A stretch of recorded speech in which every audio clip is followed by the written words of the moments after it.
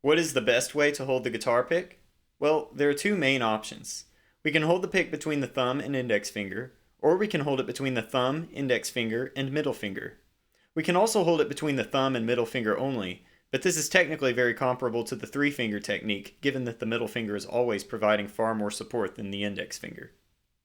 The most popular way to hold the pick is to grip it between the thumb and index finger. There are several advantages to using this technique.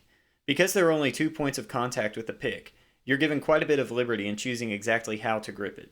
For example, you can choose to grip it against the pad of your index fingertip, against the side of your index fingertip, or even against the distal interphalangeal joint, depending on which you find most comfortable. By comparison, the three-finger technique uses a very rigid, contracted, and inflexible configuration with little room for modification. The other advantage of the two-finger technique is that the middle and ring fingers are readily available to engage in techniques such as tapping and hybrid picking, whereas in the three-finger technique, you're forced to either temporarily remove a finger from the pick or use the ring finger, which is limited in movement due to the overall configuration of the hand. It's also difficult to use the three-finger technique with smaller picks, as there's less surface area available to grip. The main advantage of the three-finger technique is stability.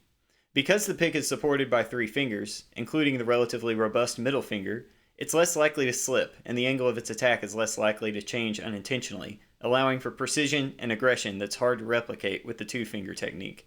Perhaps this is why we find it used among great players with highly specialized right-hand techniques, such as Eddie Van Halen, a legendary technical innovator, James Hetfield, the king of down-picking, and Steve Morse, a master of cross-picking, or alternate picking arpeggios with one note per string, which is honestly the single most difficult technique I know of. So, while the two-finger technique is more conventional and versatile, the three-finger technique isn't wrong and certainly won't stop you from becoming a great player. As long as your technique aligns with your goals and is working for you, there should be no need to change it.